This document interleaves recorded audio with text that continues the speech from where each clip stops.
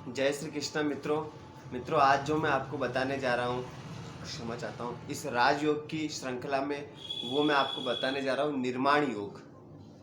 निर्माण नाम से ही आपको अवगत हो चुका है कि निर्माण योग का क्या अर्थ है। निर्माण योग का अर्थ है कि यदि अगर आपकी जन्म कुंडली में यह राजयोग पाया जाता है तो आप अपने जीवन में भूमि, भवन, वाहन, विशेष तौर से भूमि अवश्य आप क्रय करेंगे, खरीदेंगे एवं अपने जीवन में आप अवश्य भूमि का, मकान का अर्थात निर्माण करेंगे। इसका ये अर्थ हुआ।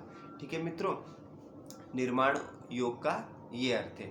ठीक है, अब जैसे कि मान लीजिए कि कैसे बनता है यह निर्माण योग, मैं आपको बता देता हूँ। ठीक है, ये आपकी जन्म कुंडली है। ये आपकी जन्म कुंडली इस प्रकार से जन्म कुंडली है आपकी।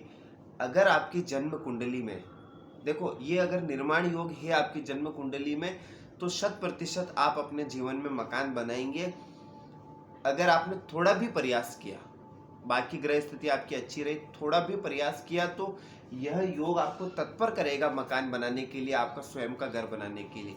यह मैं आपको बता देता हूँ। ठीक है मित्रों, दूसरा ये कि मेरे चैनल को आप शेयर करिए, सब्सक्राइब करिए, लाइक करिए, ताकि थोड़ा सा ग्रो करे तो मैं थोड़ी अधिक ऊर्जा के साथ आपके साथ नई नई विभिन्न बातें और ज्ञानवर्धक बातें ज्योतिष से संबंधी आपके लिए लेके हूँ, आपकी कुंडली भी विश्लेषण करूँ।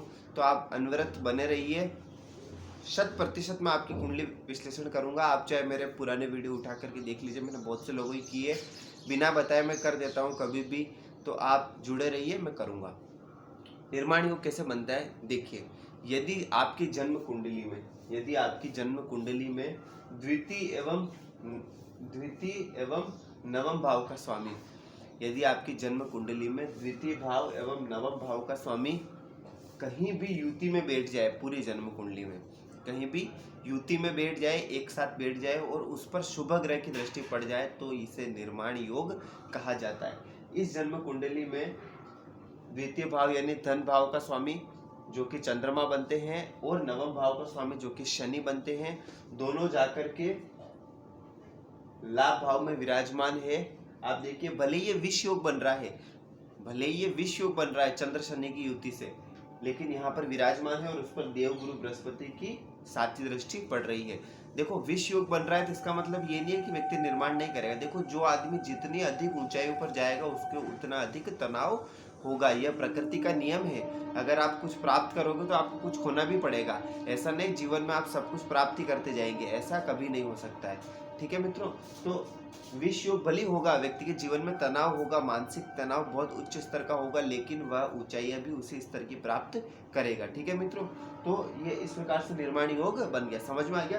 द्वितीय भाव का स्वामी, नवम भाव का स्वामी कहीं पर भी एक साथ बैठे और कहीं से भी वहां पर कोई भी शुभ ग्रह, बृहस्पति नहीं, शुक्र की पड़ जाए, अकेले बुध की पड़ जाए, या फिर पक्ष बल से बलवान जैसे पूर्णिमा के आसपास के चंद्रमा की पड़ जाए, तब भी आपके निर्माण योग बनेगा। ठीक है मित्रों, दूसरी बात मैं बता देता हूँ कि चतुर्थ जो भाव है वह आपके भूमि, भवन, वाहन का भाव है। किसका भाव है? भूमि, भवन, वाहन का। चतुर्थ का स्वामी भी यदि लग्न में जाकर के बैठ जाए तो व्यक्ति 100%, लग्न क्या है? आपका व्यक्तित्व है। लग्न क्या है? आप स्वयं हो, आपकी चाहत है, आप जो सोचते हो, आप जो चाहते हो जीवन में करना, चाहे आप किसी को बताओ चाहे मत बताओ, लेकिन जो आपकी डिजायर है, जो आपकी विश लिस्ट है लाइफ की, जिसमें आप जीवन में कुछ भी प्राप्त करना चाहते हो, तो वो क्या है? लग्न है।